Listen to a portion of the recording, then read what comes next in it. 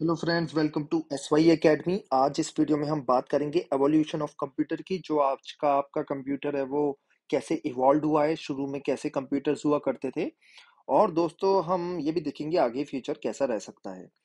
सो start करते हैं। From the simple calculator to a modern day powerful data processor, computing devices have evolved in a relatively short span of time. तो दोस्तों सौ साल में ही देख लो, इतनी बहुत ज्यादा बड़ी सक्सेस हो गई। 100 साल क्या, 20 साल पहले अगर याद हो, मैं अपना बताऊं, जैसे शायद अगर आप छोटे हो तो आपको याद ना होगा, 20 साल पहले किसके पास होता था कंप्यूटर, मतलब 2002 में। इवन स्कूल्स में भी दोस्तों कंप्यूटर्स बड़े लिमिटेड हुआ करते थे सिर्फ 20 साल पहले। आज तो क्या दुनिया बदल गई है ना। मतलब जब मैंने 10 साल पहले अपनी इंजीनियरिंग की थी तो हमें कॉलेज में कंप्यूटर्स मिलना मुश्किल हो गए थे, राइट। ये सिचुएशन होती थी। एंड मैंने आईटी में इंजीनियरिंग करी है, तब ये हाल था।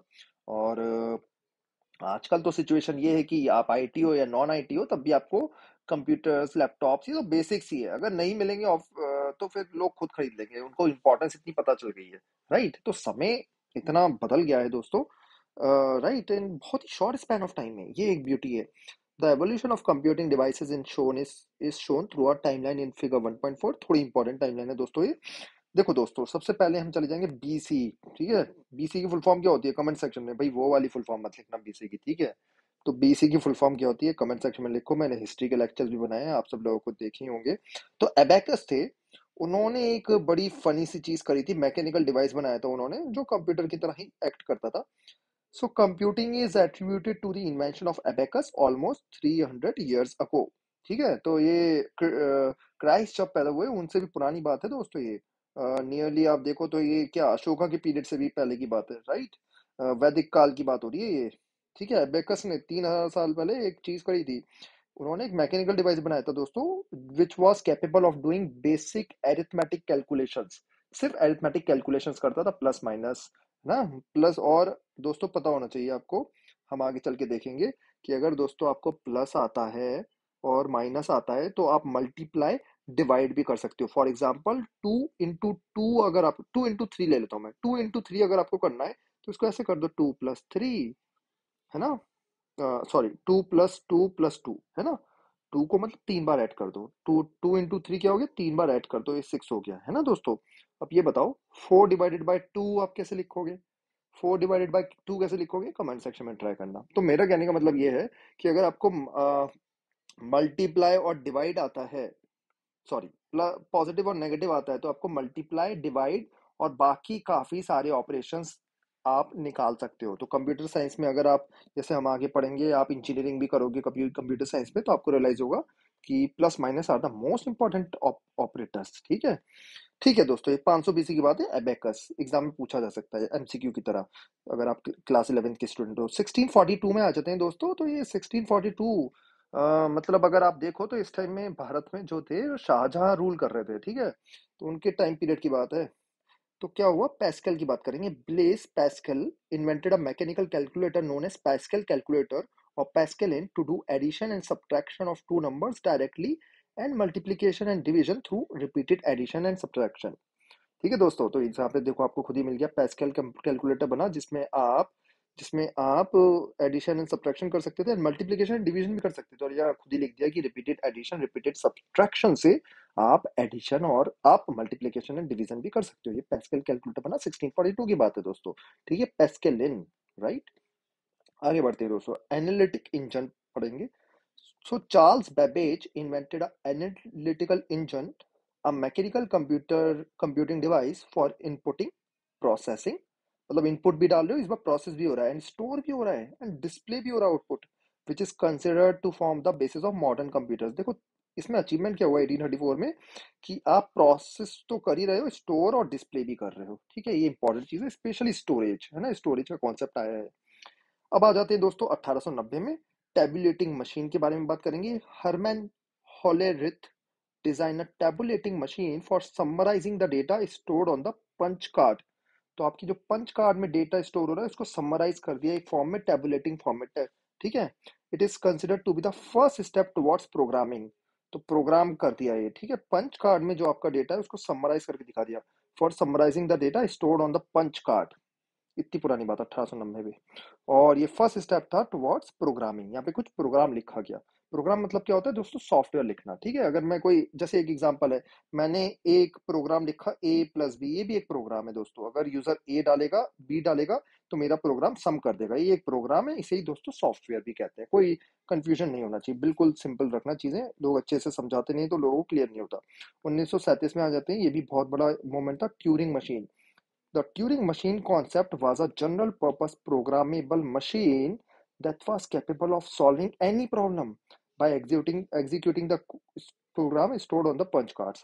तो इस बार दोस्तों एक मोमेंटरी स्टेप हुआ कि आप कोई भी प्रोग्राम जो लिखोगे वो सॉल्व हो जाएगी। प्रोग्रामेबल मशीन बनाई that was capable of solving any problem by executing a program. तो आप प्रोग्राम लिखिए, वो एग्जीक्यूट हो जाएगा ऑन द पंच कार्ड्स। बहुत बड़ा अचीवमेंट है। 1945 में एडवेक एक एनिएक चीजें हुई, देखते हैं उसमें क्या है। जॉन वॉन न्यूमैन, इनको इसको अभी आगे पढ़ेंगे दोस्तों, ठीक है।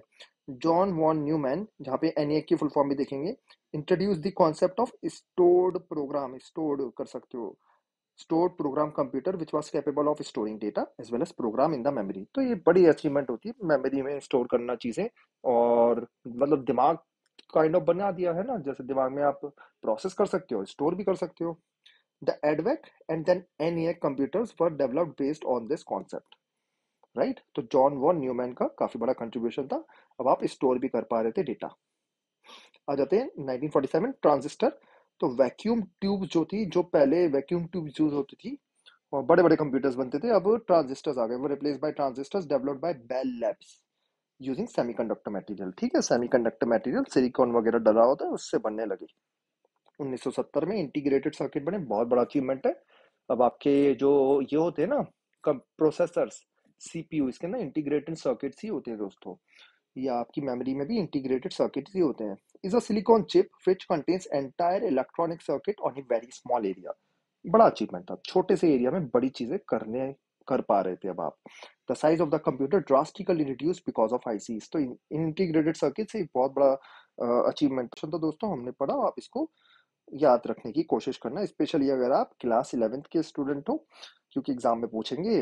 अगर क्लास 11th के स्टूडेंट नहीं हो तो थोड़ा सा एक अंडरस्टैंडिंग ले लो, वरना जो एवोल्यूशन पढ़ा था दोस्तों 1970 में। अब क्या होता है, तो याद रखिए, ये रहा ट्रांजिस्टर जो सेमीकंडक्टर मटेरियल से बना था। और फिर integrated circuit is a silicon chip which contains entire electronic circuit on very small area। Integrated circuit दोस्तों नंबर ऑफ ट्रांजिस्टर्स मिला के बना। ठीक है, तो ट्रांजिस्टर बने, फिर नंबर ऑफ ट्रांजिस्टर्स मिला दिए गए, तो आपका इंटीग्रेट। अदरवाइज तो बड़े बड़े कंप्यूटर्स बनते थे, बड़े बड़े साइज के। आ जाते हैं दोस्तों आगे, तो ये हमारा ज्यादा ये इंपॉर्टेंट आपके लिए नहीं है। ठीक है, तो von Neumann architecture is shown in figure 1.5। और इसमें देखो आप इनपुट कर रहे हो, ये आपकी सेंट्रल प्रोसेसिंग यूनिट है दोस्तों, जो मेमोरी में स्टोर करिए। और आउटपुट आप रियलाइज करिए दोस्तों, ये बिल्कुल आज जो कंप्यूटर है वही उसी की तरह वॉन न्यूमैन आर्किटेक्चर है ऑलमोस्ट, है ना। It consist of central processing unit for processing arithmetic and logical operations. हमने ऑलरेडी देखा था दोस्तों। सीपीयू आपका इसीलिए बना होता है। A memory is to store data and programs and input and output devices and communication channels to send or receive the output data। तो input device, output device, central processing unit, memory, सब है इसमें von Neumann architecture में। Electronic numerical integrated and computer is the first binary programmable computer based on von Neumann architecture. तो ENIAC एक computer बना इसी architecture पे। तो ये फर्स्ट बाइनरी प्रोग्रामेबल कंप्यूटर था। बाइनरी मतलब ये 0 and 1 को यूज करके बना, 0 and 1 नंबर्स को यूज करके बना, इसलिए वर्ड यूज किया जा रहा है बाइनरी। और जो हम आजकल सिस्टम यूज करते हैं वो डेसिमल सिस्टम होता है। डेसिमल सिस्टम मतलब 0 से लेके 9 तक नंबर, 0 1 2 3 4 5 6। बाइनरी मतलब दो नंबर, सिर्फ 0 and 1। आई होप बात आपको क्लियर हो रही होगी, ठीक है। 1970 में दोस्तों क्या हुआ, large scale integration of electronic circuits allowed integration of complete CPU on a single chip called micro processor. ये एक बहुत बड़ा अचीवमेंट था, माइक्रो प्रोसेसर बनना। ये उस अभी हमसे आगे बढ़ रहे हैं। 1970s में लार्ज स्केल इंटीग्रेशन होने लगा of electronic circuits allowed integration of A complete CPU on a single chip. तो आपने बहुत सारे इंटीग्रेटेड सर्किट्स बना के बनाया है कि, तो large scale integration word, that's why, ठीक है। Integration of electronic circuits allowed integration of complete CPU on a single chip. एक ही चिप पे सारे सीपीयू, पूरा सीपीयू आ गया। Moore's law predicted exponential growth in the number of transistors that could be assembled in a single microchip. तो Moore's थे एक, जिन्होंने प्रिडिक्ट करा था कि एक्सपोनेंशियल ग्रोथ होगी ट्रांजिस्टर्स की जो एक माइक्रोचिप पे लग पाएंगे, और ये इनकी मूर्स की बात ऑलमोस्ट सही प्रूव हुई। और in 1980s, the processing power of computers increased exponentially by integrated around 3 million components on a small size chip termed as very large scale integration. तो लार्ज स्केल इंटीग्रेशन अब very large word आगे लगा दिया, very large है ना, simple सा। तो यही वीएलएसआई होता है कि आपने बहुत सारी चिप्स एक ही स्मॉल चिप पे, बहुत सारी आपने कंपोनेंट एक स्मॉल चिप पे लगा दी है। आप अपना कंप्यूटर भी खोल के देखते होगे तो दिखता होगा बहुत सारी चिप्स लगी हुई है। Further advancement in the technology has made it feasible to fabricate high density of transistors and other components, approximately 106 components on a single integrated circuit called super large scale integration SLSI, as shown in figure 1.6। ये देखिए दोस्तों 1.6 figure exponential number in increase of transistors used in integrated circuit over time। 1940 1950 इस time में आपका transistor का आविष्कार हुआ था दोस्तों, और देखो कैसे कैसे बढ़ रहे हैं। ठीक है, कैसे कैसे हर 2 साल में डबल होते जा रहे हैं। क्या डबल होते जा रहे हैं? नंबर ऑफ ट्रांजिस्टर्स पर इंटीग्रेटेड सर्किट, आपके नंबर ऑफ ट्रांजिस्टर्स एक इंटीग्रेटेड सर्किट में।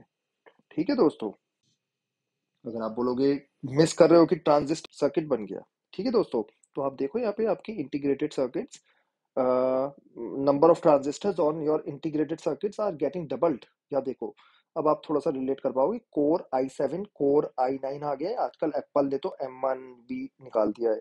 ये कोर 2 डियो है ना, ये पेंटियम इंटेल के जो है प्रोसेसर दोस्तों, है ना। तो ये चीजें हैं, राइट।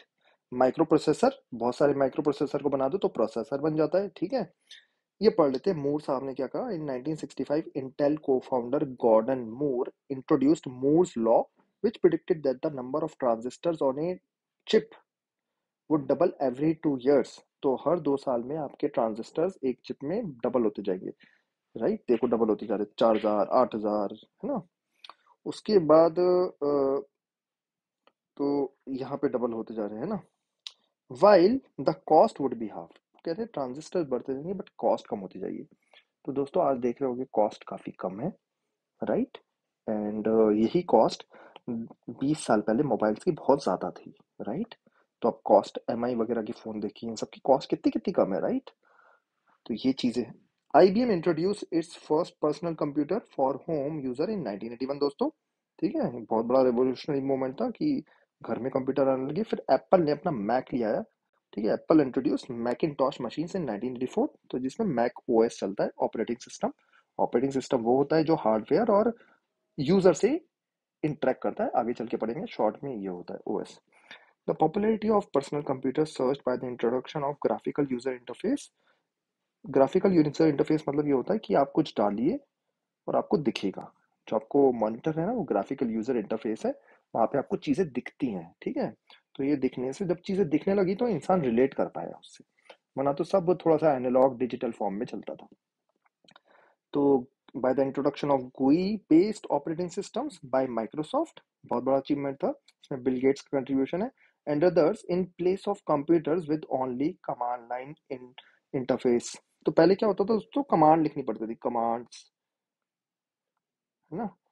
जैसे कमांड चलाई कि भैया ग्रैब कमांड चला लो, है ना, CMD चला लो, PWD चला लो, LS LS कमांड, ये सब कमांड्स आप चलाते हो।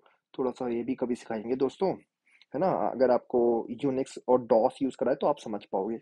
ये कमांड्स चलाते थे, उसी से आउटपुट आता था। तो समझ पाओ यार, ये कमांड्स किसको समझ में आती है। मतलब कंप्यूटर मुझे भी ज्यादा समझ में नहीं आती, टू बी ऑनेस्ट, है ना। हाँ मतलब बताने को बता दूंगा, लेकिन मजा कहाँ आता है, अगर समझ में भी आती है तो मजा कहाँ आता है।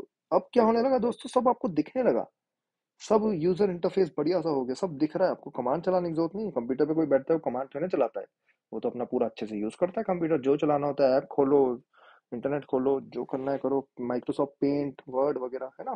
तो ग्राफिकल यूजर इंटरफेस है दोस्तों। ठीक है, पहले सिर्फ कमांड लाइन इंटरफेस था, अब ग्राफिकल यूजर इंटरफेस है।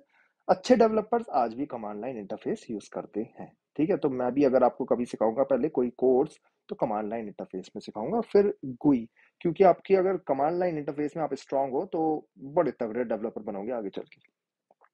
फिर एक बहुत बड़ा अचीवमेंट जो हुआ 1990s में वो था growth of world wide web, WWW, further accelerated mass usage of computers, and thereafter computers have become an indispensable part of everyday life. Internet boom 1990 के दशक को इंटरनेट बूम कहा जाता है। उसके बाद क्रैश भी हुआ था, इंटरनेट क्रैश, जिसमें शेयर मार्केट डूब गया था। तो वो तो हमारा टॉपिक नहीं है, वो तो हम इकोनॉमिक्स में पढ़ते हैं। लेकिन ये आपको 1990 और 2000 में इंटरनेट बूम दिखा। Further, with the introduction of laptops, personal computing was made portable to a great extent. तो आजकल तो लैपटॉप लेके घूमते हैं लोग, मजे आ गए है ना। This was followed by smartphone. आजकल तो स्मार्टफोन इतने तगड़े हो गए हैं। उसके बाद टैबलेट्स, टैबलेट्स के अंदर आपके आईपैड आते हैं, ठीक है, बड़ा होता है साइज में, लेकिन पर्सनल कंप्यूटर से छोटा होता है और इजी टू कैरी होता है। And other personal digital assistants आ गए हैं आजकल। अब तो दुनिया कितनी तेजी से बढ़ रही है। These devices have leverage the technological advancement in processor miniaturisation. मतलब आपका प्रोसेसर बहुत छोटा सा हो गया है ना। छोटा सा प्रोसेसर डला हुआ है और स्ट्रॉन्ग मशीन चल रही है, फास्ट मेमोरी, मेमोरी बड़ी फास्ट हो गई है, फोन बड़े तेज तेज चलते हैं, पूरे गेम खेल लो है ना, हाई स्पीड डेटा चलता है, कनेक्टिविटी कितनी बढ़िया है। हम देखो वीडियो बना रहे हैं, सब बात कर रहे हैं, पढ़ पा रहे हैं अच्छे से, है ना। और देखते हैं दोस्तों फ्यूचर में क्या। The next wave of computing devices includes the wearable gadgets. तो एप्पल वॉच, जैसे स्मार्ट वॉच आता है, स्मार्ट वॉच में ही आजकल सब कुछ हो रहा है ना, कितनी सारी चीजें हैं स्मार्ट वॉच में। आपकी हार्ट बीट कैलकुलेट कर सकता है, आपका ईसीजी निकाल सकता है ना। आगे चल के तो पता नहीं क्या क्या होगा। लेंसेज आ गए हैं दोस्तों, लेंसेज में भी आजकल काफी टेक्नोलॉजी डली हुई होती है। हाँ जी, बच के रहना। हेडबैंड्स, हेडफोन्स भी हैं। हेडफोन्स भी कितने स्मार्ट है। अभी मैं ईयरपॉड्स पहन के ये वीडियो बना रहा हूँ, राइट, तो कितनी बढ़िया एक चीज है। Further, smart appliances are becoming a part of internet of things. आजकल इंटरनेट ऑफ थिंग्स आ गया है। मतलब आप बल्ब को बोलो बंद हो जा, अलेक्सा किसी ने यूज करा है तो अलेक्सा गाने सुना देता है। बात करो, वॉइस करो, है ना, वॉइस ओवर कमांड। उसके बाद कैमरे लगा के आप चेक कर सकते हो। मतलब सब इंटरनेट ऑफ थिंग्स का मतलब क्या होता है कि सारे के सारे जो फिजिकल चीजें हैं ना आपकी, वो इंटरनेट से कनेक्टेड है। जैसे आपकी कार है, वो कहीं पार्क हुई तो आपने आप बता देता है मैं यहाँ पे पार्क हूँ, है ना। तो इंटरनेट ऑफ थिंग्स, सब चीजें एक दूसरे से कनेक्टेड है। आप सो रहे हो, बोलो लाइट सारी बंद हो जाए, सारी लाइटें बंद हो जाएंगी। एसी को बोलो भाई चालू हो जा, तेज चल जा, है ना, सुनेगा सब। इंटरनेट ऑफ थिंग्स, सब इंटरनेट से चल रहा है, सब इंटरनेट से कनेक्टेड है ना, वाईफाई से। देखा होगा आपने smart TV. By leveraging the power of artificial intelligence. Artificial intelligence ये होती है कि ह्यूमन इंटेलिजेंस नहीं है, आर्टिफिशियल है। बट ये होता क्या है ना दोस्तों, ये लर्न करता है। मतलब आप जैसे कंप्यूटर से बात करते रहते हो, वो डेटा लेता है, ठीक है, प्रोसेस करता है, लर्न करता है, और वो फॉलो करता है। फॉर एग्जाम्पल, आपने बोला कि जब बॉल आपको ओवर फुल टॉस आया करे, क्रिकेट का एग्जांपल ले लेता हूँ, क्रिकेट बड़ा पसंद होता है, फुल टॉस बॉल आया करे तो कंप्यूटर हमेशा छक्का मार दे। एक बार आपने बता दिया, अगली बार भी वो छक्का मारेगा मिड विकेट पे, है ना, सीख गया, सीख गया वो, है ना। तो लर्न करता है, सीखता है, और इंटेलिजेंस डेवलप होती रहती है विद टाइम। तो वो आपका चीजें जो है इंटेलिजेंट बन जाता है। जैसे फॉर एग्जांपल आपका फ्रिज है, वो गर्मी में ठंडा पानी देना है, सर्दियों में गर्म, वो सीख जाएगा। आर्टिफिशियल इंटेलिजेंस, है ना। तो ये सब चीजें हैं। आई होप दोस्तों आपको ये लेक्चर अच्छा लगा। कंप्यूटर इवॉल्व हो गया, हमारे पार्ट ऑफ लाइफ बन गया है। और आज अब तो ऐसा है कि इंटरनेट और कंप्यूटर सबको ही आना चाहिए, राइट। इसलिए मैं कोर्स से सबको रिकमेंड करूंगा। आपको प्रोग्रामिंग आती है तो ये इंग्लिश की तरह है, अगर ये नहीं आती तो आप थोड़ा सा इतना फॉरवर्ड रह नहीं सकते आजकल लाइफ में। तो प्रोग्रामिंग वगैरह सबको आनी चाहिए, है ना। बेसिक पार्ट ऑफ लाइफ बन गया है, ऑक्सीजन की तरह हो जाएगा इंटरनेट।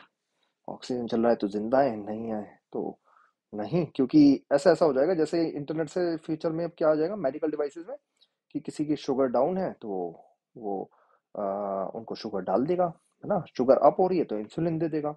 तो ऐसे मेडिकल डिवाइसेस भी आते रहेंगे, ये इंटरनेट ऑफ थिंग्स है। तो friends, thank you and take care.